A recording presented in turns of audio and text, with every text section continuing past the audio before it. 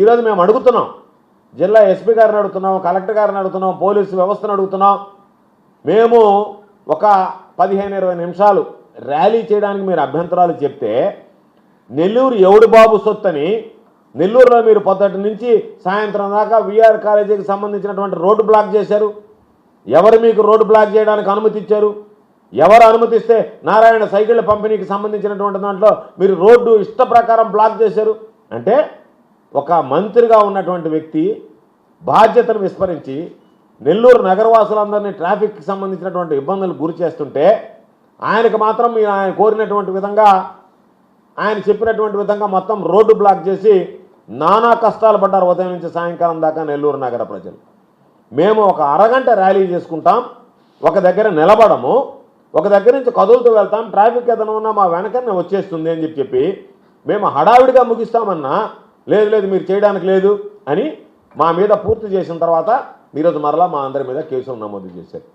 మీరు ఎస్పీ గారు చెప్పాల్సింది, నారాయణ మీద ఏం కేసు నమోదు చేశారు, నారాయణ మాటలు విని ఆ రోజు ట్రాఫిక్ ఆపినటువంటి పోలీసుల మీద ఏం కేసు నమోదు చేశారు అది చెప్తే, దానికి కారణమైనటువంటి వాళ్ళ మీద కూడా మీరు కేసు నమోదు చేస్తే మా మీద నమోదు చేసినా కూడా ఇబ్బంది ఉండేది కాదు. మీరు ఏ విధంగా అంటున్నారు, పోలీసు వ్యవస్థ ఏ విధంగా తయారైంది? మేము ఉండేది అధికార పార్టీకి కొమ్ము గాయడానికి. ప్రతిపక్షాలకు సంబంధించి మీరు ఏ కార్యక్రమం చేసినా మేము అడ్డుకుంటాం, మేము కేసులు పెడతాం. నిన్న మీ విషయం అర్థమైపోయింది, పోలీసులు లెక్క చేసేటువంటి పరిస్థితిలో లేరు. నేను అనేక సందర్భాల్లో ఇదే వేదికగా చెప్పా, మీరు ఇదే రకమైనటువంటి పందాన్ని కొనసాగిస్తే, ప్రజల్లో పోలీసు వ్యవస్థ పట్ల నమ్మకం కోల్పోతే, పోలీస్ స్టేషన్లకు పోతే నమ్మకం మనకు న్యాయం జరగదనేటువంటిది వాళ్ళ ఆ విశ్వాసం ఏర్పడితే పోలీస్ స్టేషన్లు వృధా అవుతాయి, ఈ రాష్ట్రంలో శాంతి భద్రతలకు సంబంధించి విఘాతం కలుగుతుంది అని చెప్పడం జరిగింది. ఈరోజు మీరు అదే పాటిస్తున్నారు. ఎక్కడైనా పారదర్శకంగా వ్యవహరించకుండా పక్షపాతంగా వ్యవహరిస్తే జరిగేటువంటి పరిణామాలు ఏ విధంగా ఉంటాయంటే, మీ ఆదేశాలు బేఖాతరు చేస్తారు, మిమ్మల్ని లెక్క చేయరు. పోలీసు వ్యవస్థ పక్షపాత దూరంతో వ్యవహరిస్తుంది అనేటువంటి ఆలోచన కలిగిన తర్వాత మిమ్మల్ని ఎవరిని కూడా పట్టించుకునేటువంటి పరిస్థితి ఉండదు.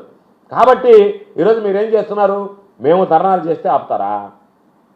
మా తరఫున డిఎస్సి అభ్యర్థులు వచ్చి వాళ్ళు రిలే నిరాహార దృష్టిలో కూర్చుంటే వాళ్ళ మీద డ్రోన్ కెమెరాలు ఎగరేసి వాళ్ళ మీద ఎటువంటి చర్యలు తీసుకోవాలని చెప్పి మాట్లాడతారా?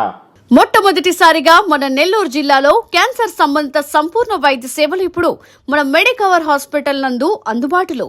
అత్యాధునిక సాంకేతిక పద్ధతుల్లో దక్షిణ భారతదేశపు మొదటి హాల్సియన్ రేడియేషన్ మిషన్ తో క్యాన్సర్ కు రేడియేషన్ చికిత్స, నిష్ణాతులైన వైద్య నిపుణులు, మెడికల్ సర్జికల్ రేడియేషన్ ఆంకాలజిస్టులు, న్యూక్లియర్ మెడిసిన్ ఫిజిషియన్ అన్ని వేళలా అందరికీ అందుబాటులో. అన్ని రకాల క్యాన్సర్ చికిత్సలను డాక్టర్ ఎన్టీఆర్ వైద్య సేవ పథకం ద్వారా నిర్వహించుదురు.